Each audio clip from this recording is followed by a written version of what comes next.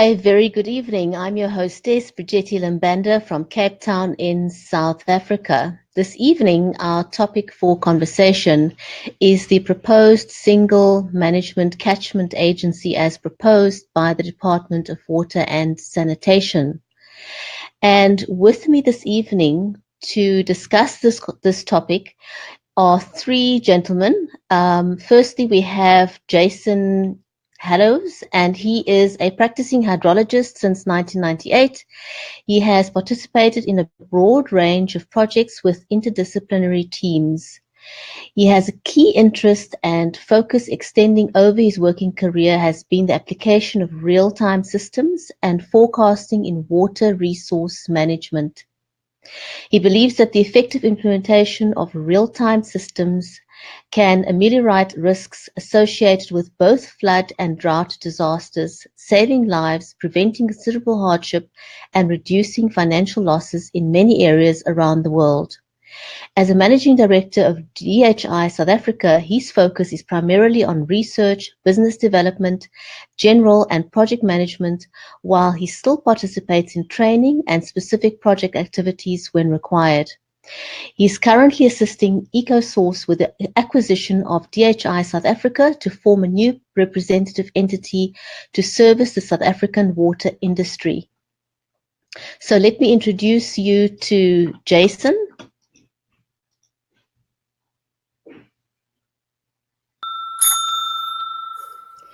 Jason, welcome to the broadcast. Hi, Brigetti. Thank you very much. It's great to be here. Must say first time, so I'm a little nervous, but hello, everybody. Welcome to the broadcast. Next with us, we have Mark Dent. Mark, could you introduce yourself? Thank you, Brigetti. I've been in the water resources research and education business for the last 40 years. I've done a lot of work for the Water Research Commission and the Department of Water and Sanitation, as it's now known. I spent most of my time at the University of KwaZulu-Natal. I've got an intense interest in integrated catchment management. And one of my hobbies was writing leadership letters related to catchment management agencies.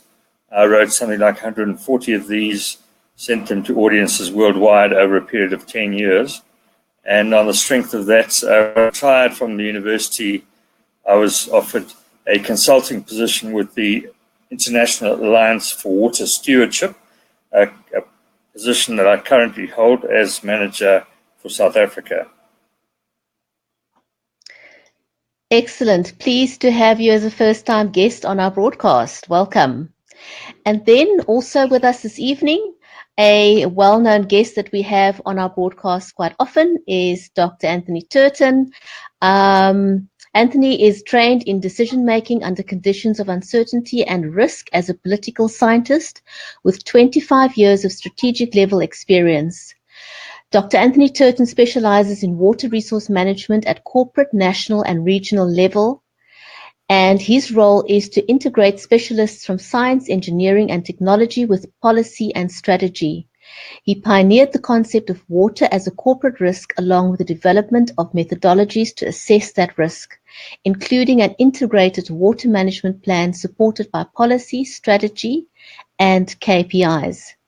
Gentlemen, so this evening, our topic is about the CMA for the entire country, or shall I say the new proposed gazetted proposal to set up a single CMA for the entire country. So the question is this proposed single CMA in line with the principles set out in the National Water Act? And do you gentlemen believe that this is a good proposal?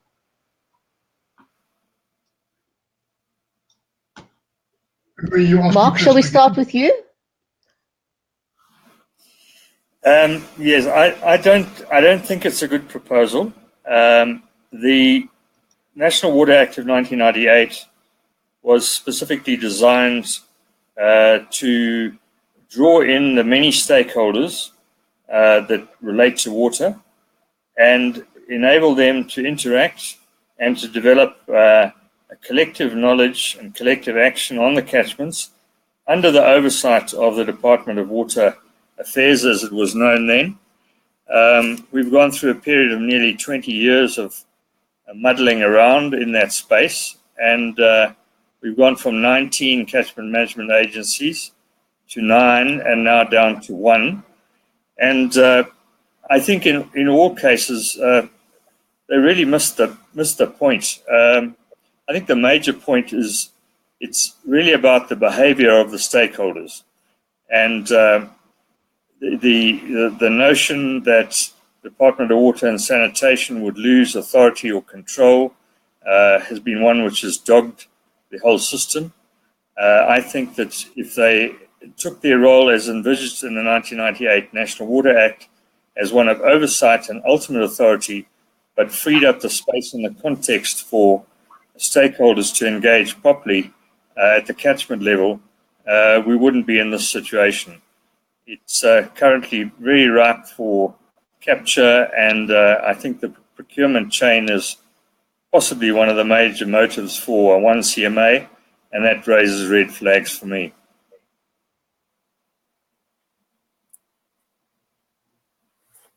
Jason, what's your comment to that question? Well, Mark, I think I'm in agreement with you. I think from my perspective, I'm not a political sort of analyst or institutional chap. I'm just a scientist, but there are some concerns.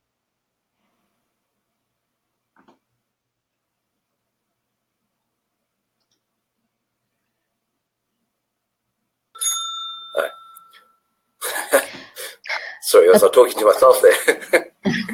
Yes, do you mind repeating that, please, Jason? Okay, sure. I'm in agreement with Mark. I think that there are some worrying aspects about us going to a single CMA. I don't think that it's in line with the principles in the National Water Act, which are, have been acknowledged as some of the best sort of legislation that's around globally. So that is a major concern from my perspective.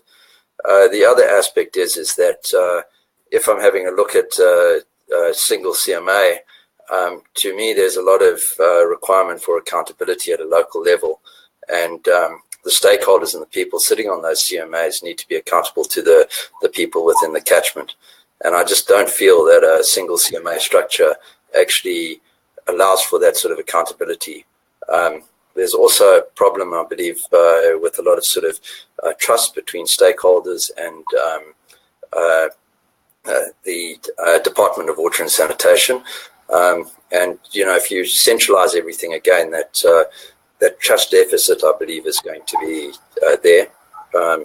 And then associated with that, I also just believe that the complexity of catchment management is such that each of these different entities has a different set of issues that need to be dealt with. And I don't think that can be done from a central perspective. So, from those perspectives, I don't really feel that it's a great mechanism to have. I do believe that we should have more than 1 and minimally 9 catchment management agencies. Thank you. Anthony, do you have a comment to that?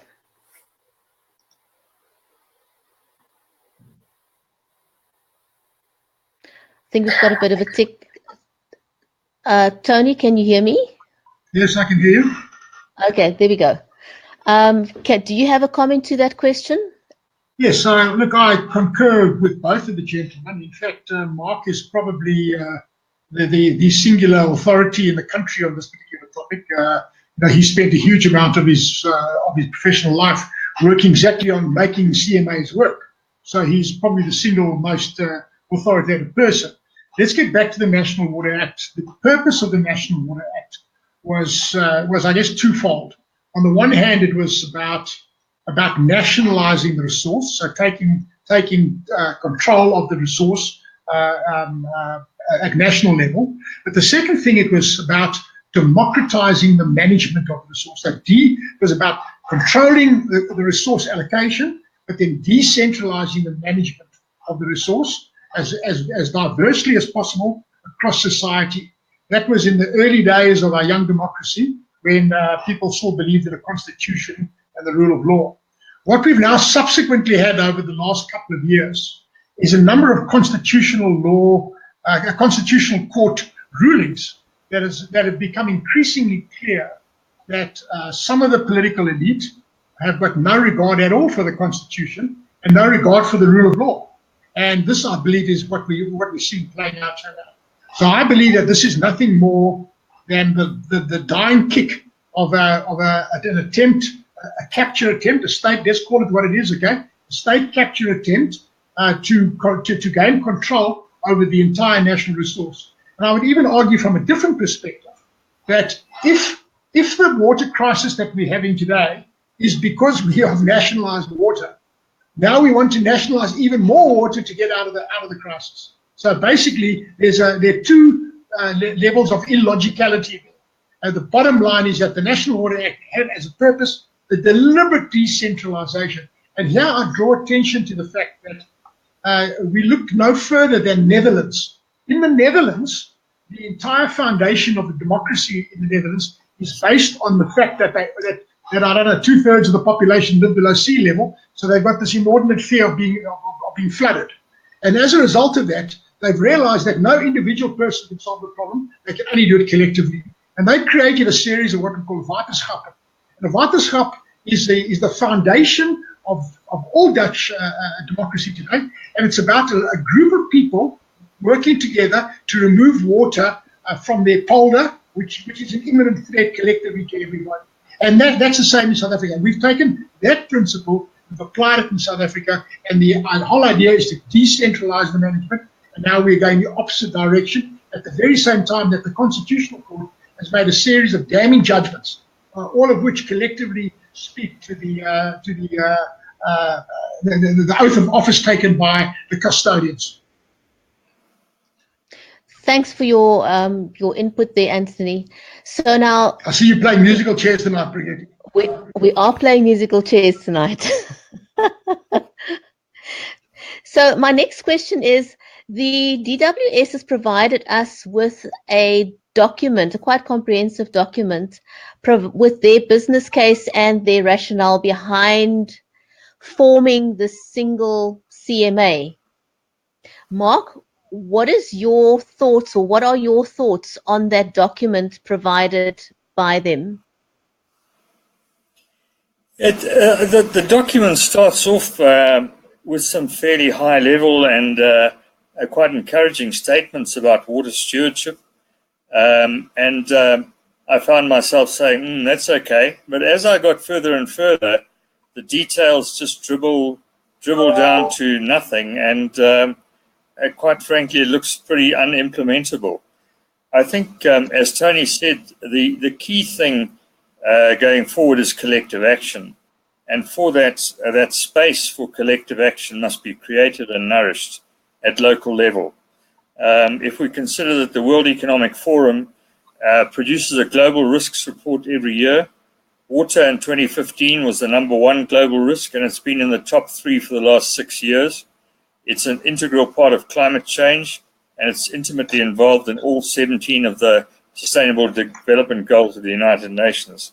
So it's an absolutely critical issue. South Africa is one of the drier countries in the world, a very high variation, high population growth rates, massive pollution challenges, 6 neighboring countries. It's just something that cannot be bureaucratically administered at that level. As Tony mentioned, that the control over allocation is a national function, but there are many, many other plays that the players can make in terms of how they get along together at the local level, and it's really critical to free that up. So when the document started with those sentiments, I was quite encouraged, but it just then went on to a whole lot of bureaucratic administrative stuff, which I quite frankly couldn't get my head around. I think it's probably been captured by the trade unions within the Department of Water and Sanitation. There's a lot of fear of job losses and job movements, and I think that's also totally unnecessary. The Department of Water and Sanitation can still provide its oversight from the current provincial officers of departments, and the stakeholders need to engage.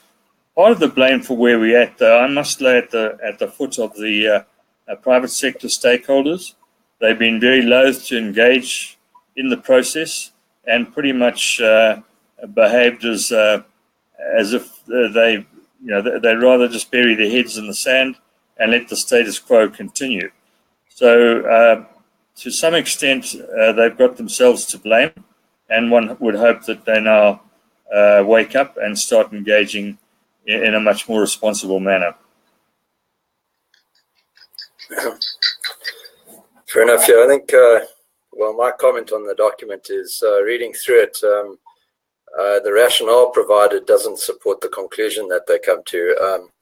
A lot of the discussion points go towards decentralized management and discussions that is the way that they need to go. And then yet they propose a centralized structure, which it's a little bit strange. One of the key motivations or associated with the rationale is cost savings. But the irony of it is once you get to a situation where you analyze what they're proposing, they essentially have introduced an executive and sort of board structure that sits over what would be single CMAs anyway. So it's almost like they've introduced another level of cost, not simplifying it or saving it. There's other issues in terms of contradictions. There's in the motivations they talk about problems associated with centralization, and then they propose that you should centralize. One of the key motivations that is pointed out in the white papers that they reference is basic sort of lack of institutional reform, and that is a key aspect. Is that we've been here for 20 years. We've only set up 2 CMAs out of proposed 19, even 9 now. And, we haven't given these institutions, if you had set them up, a chance to function effectively. The delegations of powers and responsibility to those institutions have not been fully delegated. So there are issues related to that. So from my perspective, just analyzing the document, and I'm not an institutional or political sort of specialist like Tony and Mark, but essentially, I just don't feel that the rationale, as I said, supports the conclusion that they've come to.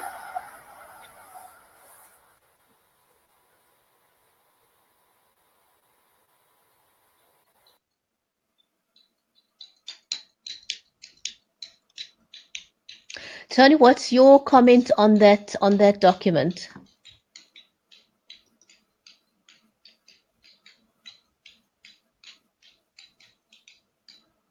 Do we have sound? Can anyone indicate to me if they can hear? Okay. Anthony, do you have a comment on do you have a comment on the document itself? Well, I think just briefly, in the context of the Cape Town water crisis, I don't think we must ignore that as a possibly relevant factor here.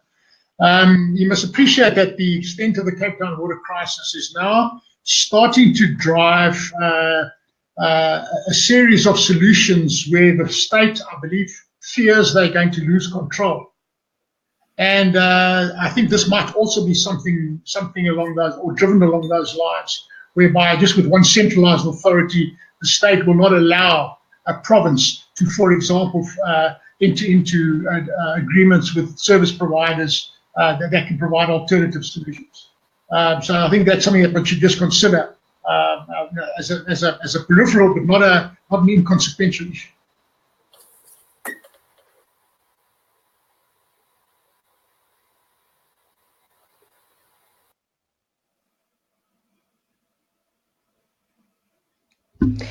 Thank you for that. My next question is, do you believe that central management agencies should exist in the first place? And why can government not just manage water centrally? Mark, can I put that question to you? Yes, I think if I could use a metaphor analogy here, water is a very dynamic, complex thing. So I'd like to use the metaphor of football. if we look at FIFA internationally, the rules of the game are set internationally, the size of the goalposts, the lines on the field, and disciplinary measures and all that sort of thing. Then you come down to the national level, you've got the SA Football Association, and every country's got their association. Then you come down to the match level, and you've got two lines people and a referee, but that's still not the game of football.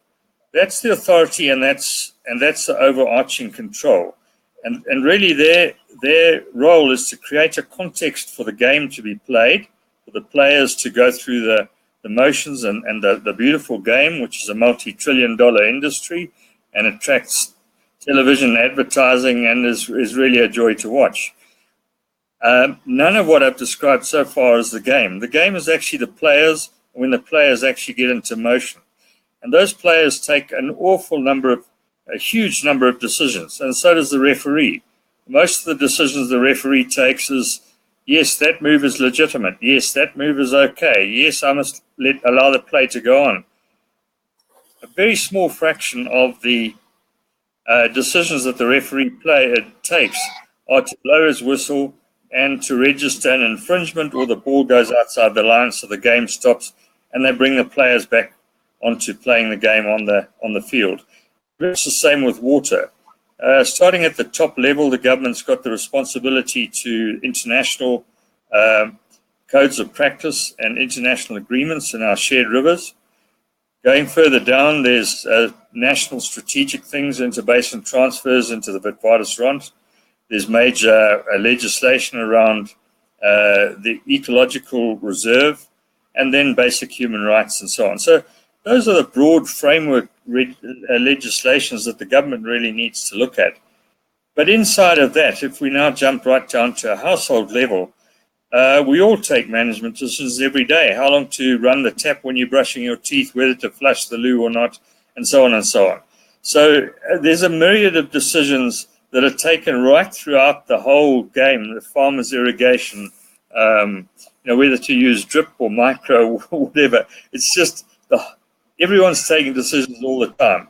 Very few of those decisions run outside the regulations. And so I think if we just get to the point where we realize that everybody is a decision maker, but if we stick to our lane, as it were, in terms of what decisions we take, I think this thing can be resolved quite amicably. The micro decisions certainly can't be taken at national level, and that is largely where the jam up occurs, this fear of loss of control. Just as a referee can't control every move in a soccer game, and so national office can't control every move that water users make. The sanction from downstream users and neighbors and peer pressure is often far more harsh and far more vigilant than national office could bring about. Reputational risk is a big thing, and with the coming transparency of citizen science and internet, smartphones and so on, I think we can really institute a lot of controls that would get the game to be played very well without fears of loss of control from the national perspective. Yeah. But I think, Mark, I mean, that's well pointed out, and I think it's well said. And, from my perspective, it's a little different because we sort of more involved on a technical sort of level in some of these water management areas, and we see some of the decisions that are made related to that. And, quite honestly, I think that we need to have a situation where there is decentralized management, because in actual fact, if we try to centralize all that management, we would introduce levels of bureaucracy where certain decisions could not be made, and they would be made anyway outside the context related to that, because there are emergency decisions associated with what happens within a catchment. I mean, an example, for instance, is you've been allocated an amount of water that's been released down a stream. You as a farmer, your pump breaks down, so you can't extract that water. what happens? Well, if you had to go through some sort of bureaucratic thing to reallocate that water, you'd have trouble. But if you can phone the Water User Association, have a discussion with them, then somebody else can take that allocation up, and you can get to a reasonable level of sort of interaction there. So there's a lot of complexity that happens at the local level that cannot be managed at a national level. And I think the acceptance of that is highly critical. Is that a lot of the appropriate decisions are going to be made, have to be made at CMA, at catchment level. And when we have a look at the National Water Act, the delegation of those particular management mechanisms to the CMAs was correct, in my opinion, when they did it. So centralizing those just doesn't make sense from my perspective. And then, I think the other aspect associated with what we're looking at from a centralized control perspective is the lack of accountability, transparency, and trust that occurs with the different stakeholders. If you're in the catchment and you're making decisions, then you have a level of trust that can occur. And there is a trust deficit at the moment between local catchment water users and the government. And I think that is what's inhibited some of that engagement that you talked about earlier. And if we also have a look at the most successful water management institutions in the country at the moment, a large number of those are the water user associations, which manage their water very effectively. So that, to me, I would not encourage centralized management. I would actually encourage a large amount of diversity in the management of the water resources. Anyway, that's my opinion.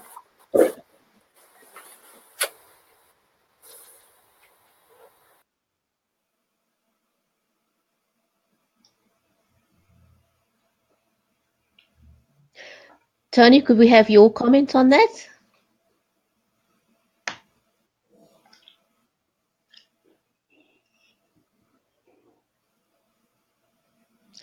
Have we lost sound? Anthony, can you hear me? Yes, I can. Okay. Can I have your comment on that? Yes. Let me contextualize it again once back in the Cape Town scenario. Just recently, the citizens of Cape Town got a lovely gift from a water user association upstream of them, where they decided to release water that was their legal right, and they had chosen to forego that right. So there you have a wonderful example of how the diversity works. And the second thing that I would use as an example is, let's go back into the fundamentals of ecosystems. We now know a lot about ecosystems. And when we're talking about resilience and things like that, which is, of course, an acute issue in Cape Town right now, we know that ecosystems derive their resilience from diversity. So if you don't have diversity, you cannot have resilience. So what is different from a natural ecosystem to what we've now created as a legislative or management ecosystem? It's really exactly the same principle. So that's my answer there. And, I see there also some questions that have been posed about some of the laws. Must I comment on some of those things?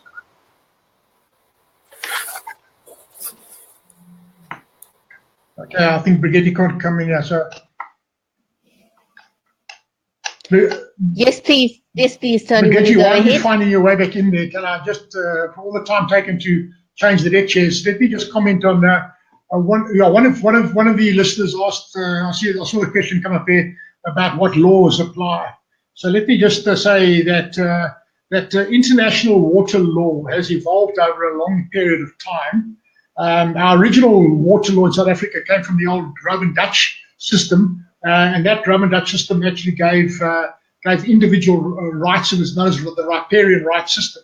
That if water flowed through your land or under your land, you own the land, you also own the water.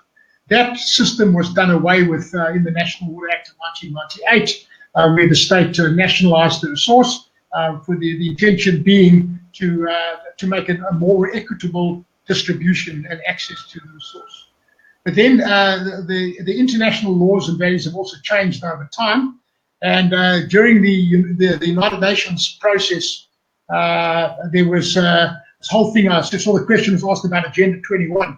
As Agenda 21 was being proposed, there was a very prominent Swedish scientist called Malin Falkenmark and a group of other aquatic ecosystem scientists that felt that water was not being treated properly in 2021, So they created a thing called the Dublin Principles. And the Dublin Principles was an alternative to Agenda 21, if you like. You think of it as the Agenda 21 for water. And the Dublin Principles, there are four specific principles that are involved. And all of those principles are today embedded in our National Water Act. And then over and above that, the United Nations water law is now also evolved. So when it comes to the management of international water, it's water that crosses any international border, we now fall under the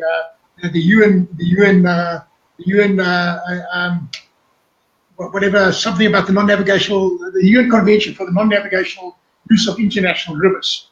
And at more localized level within the SADC region, we fall under the SADC Water Protocol, which recognizes all of those international water laws. So basically, ultimately, we're a sovereign state, and our sovereign law trumps all other sovereign laws. And it's only where it comes down to the international management of water that crosses the borders, which is quite significant in South Africa, but it's not an issue in Cape Town at all.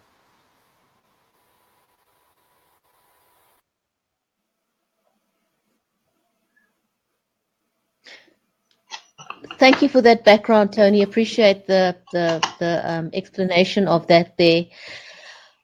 Is there a reason why we would want to manage our water resources based on a single, in general, as catchment management agencies?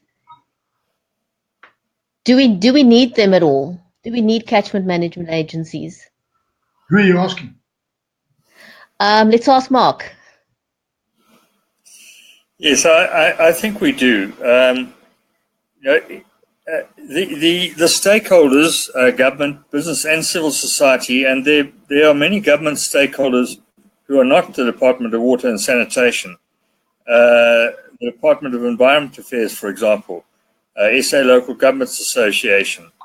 There are many government departments, Department of Agriculture, who have an intense interest in water. Then, of course, all the private sectors, forestry, sugar, mining, organized agriculture, and then all the NGOs, and now particularly the finance organizations have really started waking up to the issues and the issue of risk.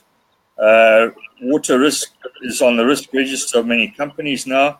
As I mentioned, it's the number one risk in the global risk report of the World Economic Forum. And so it really, to get that resilience that Tony was talking about, it needs a certain agility, speed of response at local level. If you just think of an analogy of farmers, for example, fire breaks, they all gather together. They have certain burning times. They watch to see that their neighbors do the fire breaks properly. If the neighbor's not able to do that, they will go onto their farm and actually burn those fire breaks. And they all have a rapid response system which snuffs out the fire when it's small. They don't ask questions. They just get to it and get on with the job.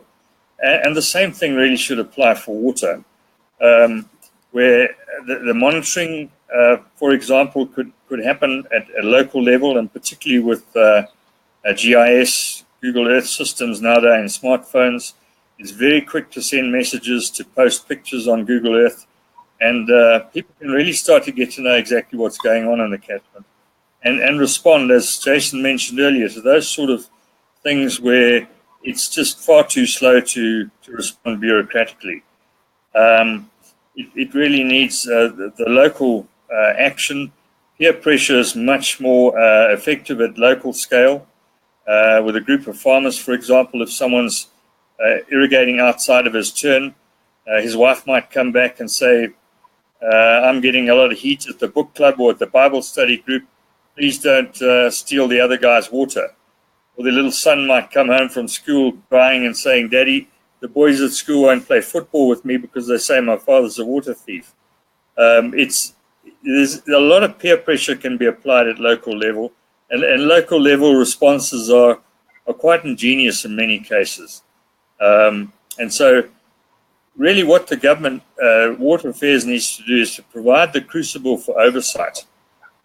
We see it on the roads where there's constant appeals to motorists to steward their own lives and following distances, sobriety, and so on. There's some wonderful examples in the heavy transport industry with self-regulation. So these examples of stewardship and care are all around us.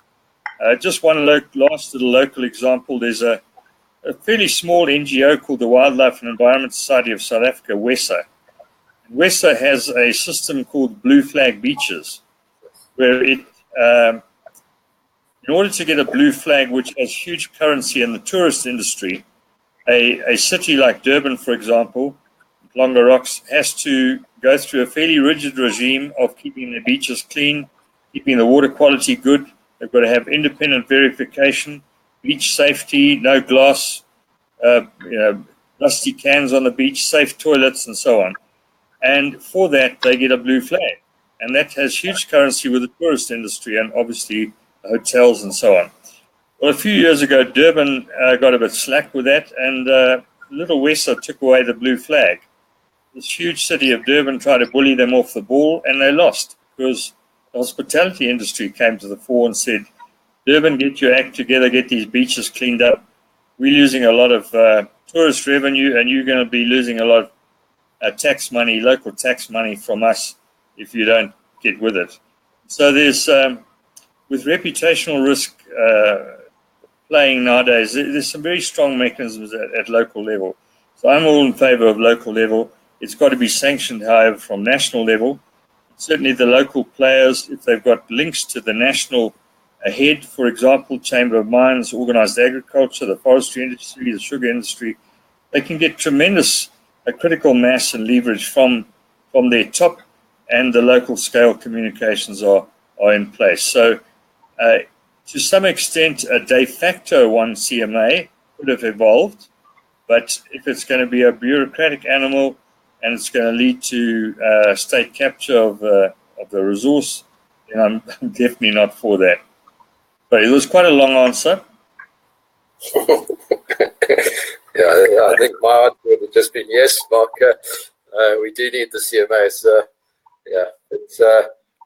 I mean, talking about decentralized management and stuff like that, I mean, what we also seen from a technology perspective and engagement in the water sector is that there's more and more sort of technology coming on board that allows for local, certainly information collection and to a degree management from that perspective. And, you know, I don't know whether a big centralized organization is capable of embracing that. And, you know, some really cool stuff that's coming on Internet of Things, with different networks, setups coming in, new measurement technologies. I was looking at something where the guys were capturing water quality information the other day with simple cell phones and getting fairly good accuracies on that. So to me, the water game is also going to change from a technology perspective, and you need fast, efficient, and effective organizations to take that on. And I believe that the CMAs are going to be those mechanisms, not large bureaucratic centralized government organizations. Anyway, yeah.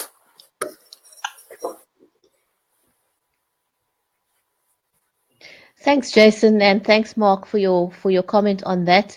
Anthony, do you have anything to add to whether or not we need a CMA at all? You asking? Yes, I'm asking. You asking me? Yes. Oh, sorry, you cut off the first part. I can't hear you. Okay. Look, okay. I would go so far as to say that if you had a CMA functioning in the Berg River, you would not have had day zero. Quite simple. Because 2-3 years ago, the CMA would have already said, things are going south, let's do something about it.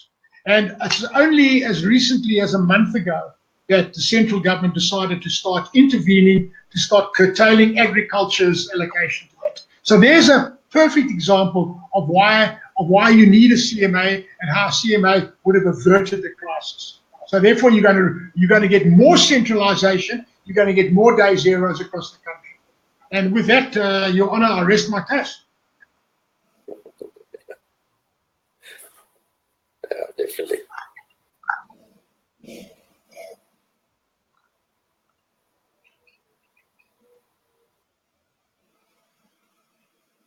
Why are you smiling, Mr. Dent? You're a lovely guy. I totally agree with you.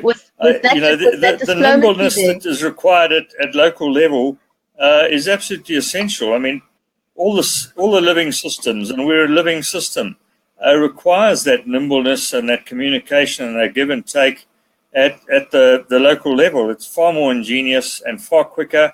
It anticipates far earlier, as you said. Could go back 3 years.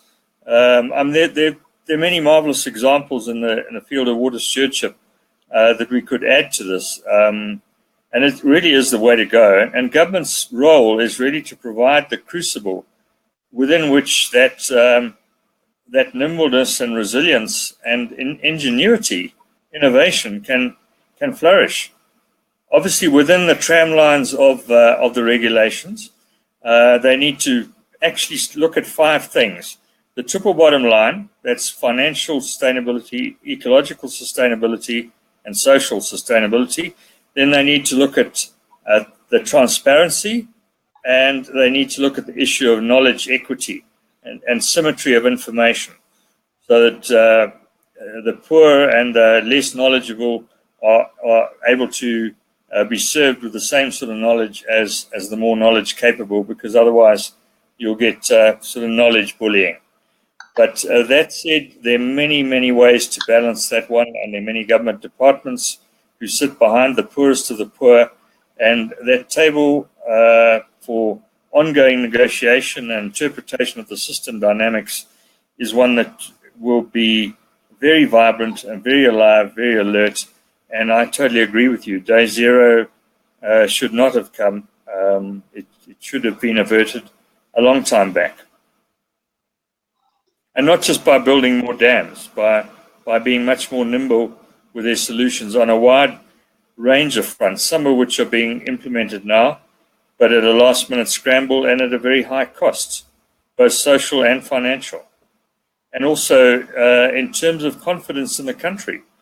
I think the loss of confidence in Cape Town as a tourist destination, as a business destination, are going to be quite dramatic. I mean, the very, very large sums of money at stake here, and to think of what was previously put into the system and the previous lack of awareness and engagement by the private sector, they really need to look at themselves in the mirror quite hard, I think. They've relied far too much on government, and at the same time, they've known that government is struggling. Governments around the world are struggling with these things.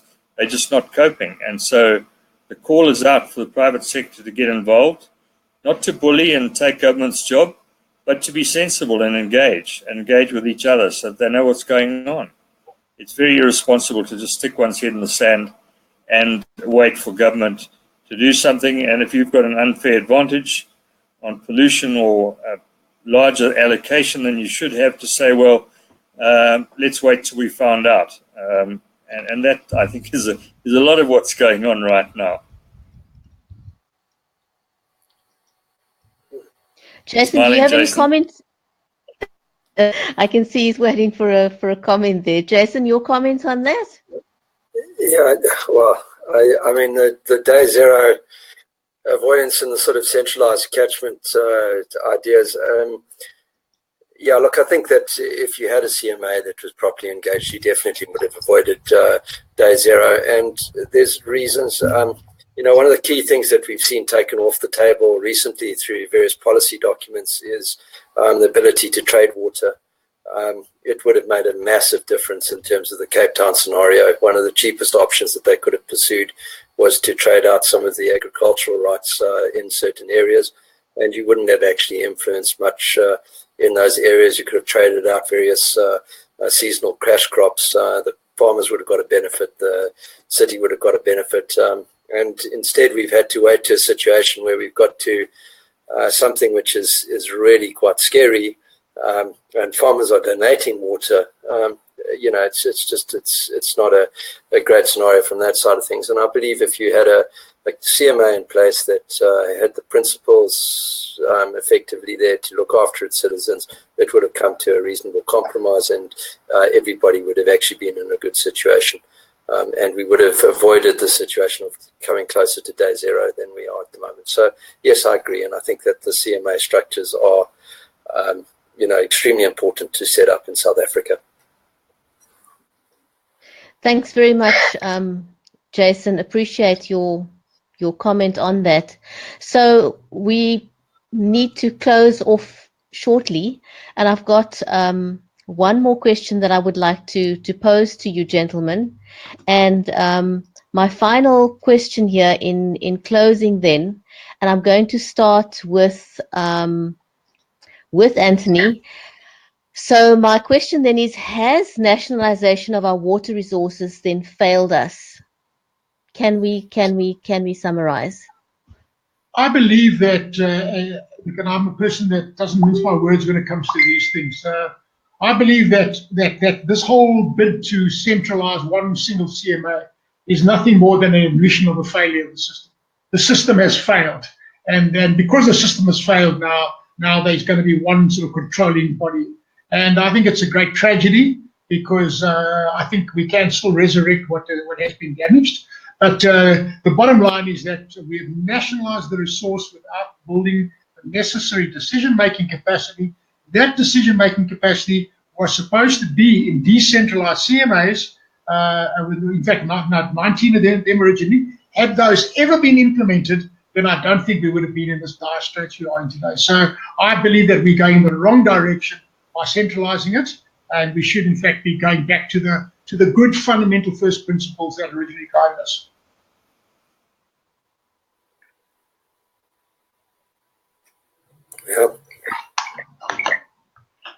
Yeah, I would support that motion.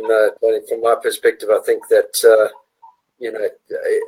I do not believe it's a good idea to centralize the CMAs.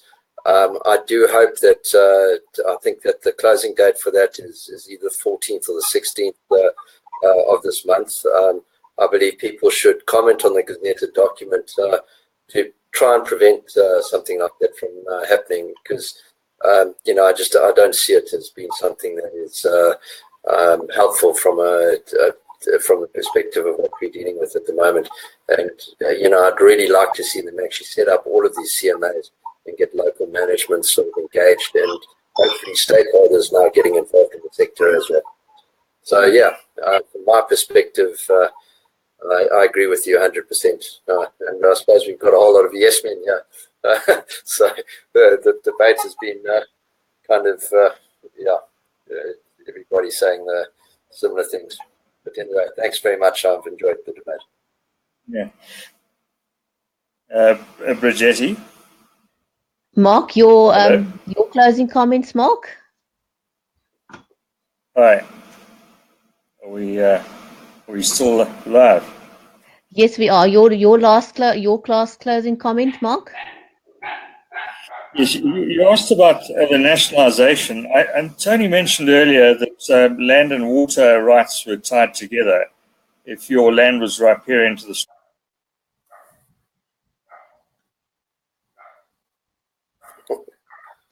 We seem to have lost contact there. Jason, can you carry on, and while we get Mark back, your closing comment? What I was going to say is that in the old Water Act and the old sort of dispensation, land and water rights were commensurate. They were the same thing. If you had a riparian right next to the river, you could use that water. So it gave you access rights to that water. And the new National Water Act, what essentially they did is they separated those rights, so that you had the water right basically sitting as its own property right. And yeah, I mean, the nationalisation of the water and having the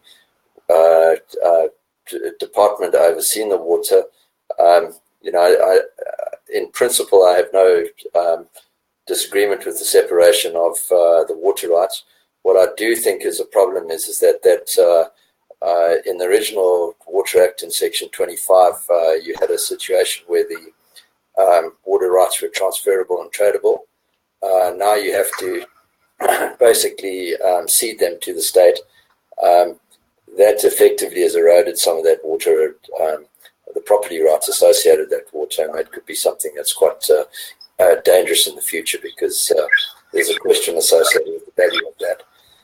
So yeah, I mean, there are worries associated with the nationalisation of the water, but I think the principles that were set out in the National Water Act were very sound, and I think it was a pretty solid piece of legislation, and it's something that we should try and follow as best we can without changing it too much. Mark, Sorry, you're back. Discussion. Yeah, thanks, Jason. No, I think that sums it up very well. I just wanted to make the point that if we are going to redistribute water to many of the previously disadvantaged people, the idea is that that water would be used through irrigation and other means to generate a revenue stream. And in many cases, irrigation schemes, small irrigation schemes, have failed. The other option is for those people to retain their right, but to lease that water to downstream users of value. There's a classic case in the Untitled Catchment, which is the catchment that feeds Richards Bay. Richards Bay, a major industrial hub, major employer, and it's desperately short of water. There are lots of people in that catchment who, if they got their small allocation of dirty river water, they really wouldn't be able to do much with it.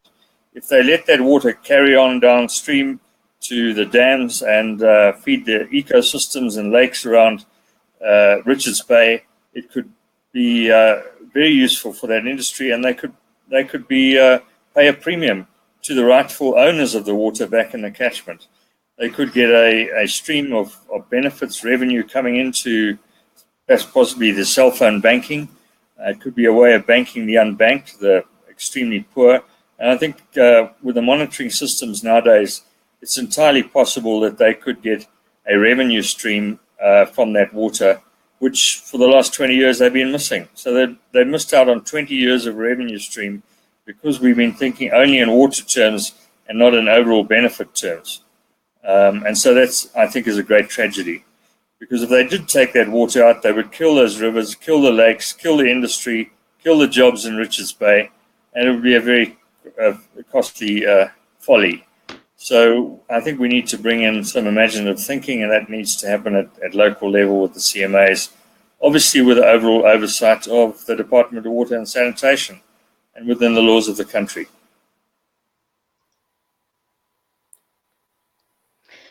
Thanks very much, gentlemen. And I think with that, we need to remind everyone that the closing date for comments, I did have that up on the screen earlier, just so that everyone has time, and it's the 12th today. So the comments for the single catchment management agency closes on the 16th of February. Can I just have one last comment? Who should comment on this document before closing date? I think a group that should comment is the Strategic Water Partners Network. That's a network of something like 46 of our biggest organizations, government, business, and civil society. They were formed by the 2030 Water Resources Group, which arose out of the World Economic Forum. It's chaired by the Department of Water and Sanitation, and it's based at the NEPAD office. And as I say, 46 the large organizations, including National Treasury, International Finance Corporation, Sanlam, ABSA, Coca-Cola, Nestlé's, WWF, Water Research Commission, CSIR, SELGA, Exaro, Anglo-American, Agri-SA, they're all in there. So that really is possibly the highest brains trust in the country, and I think some comment from them would be very, very valuable. Thanks very much, Mark. Jason, a final comment from you? Well, I think, to add to Mark's comment, I think the SWPN is one group, National Business Initiative, I think is also another group that could comment. But I would also say that the majority of concerned citizens should potentially comment on this, because it does have the implication associated with, it will affect their water management in their catchments, and they could actually be impacted by that. And water is not quite like electricity. It's not that easily substitutable. You can't suddenly pull generators in and these types of things. So, yeah, I think it's time for citizens and companies to start to get more and more involved with water issues in the country to resolve issues. And the CMAs allow that to happen. Thanks. Thanks very much, Jason, and also Mark. Appreciate your time this evening. Thank you for joining us, gentlemen. And I would just like to also thank Dr. Anthony Curtin again for joining us this evening. Anthony, thank you very much. Appreciate your time again. It was a pleasure being on air with you. And you know what? The one thing that concerns me about my old friend Mark Dent is we've known each other a long time, and we've both grown grey gracefully. But he's grown grey with more hair than me. Now, this is something that I don't understand. Okay? But nonetheless, it's nice seeing you again, Mark. And I trust that you're doing very well. Thank you, Tony. Always good to see you. Thank you, gentlemen. Appreciate your time. And thank you, everyone, for watching. And please do remember that comments for the Single Management Catchment Agency closes on the 16th of February. So please do get your comments in before that date. Gentlemen, once again, thank you very much for joining and have a great evening further. Thank you. Thank you. Bye-bye. Yes. Bye.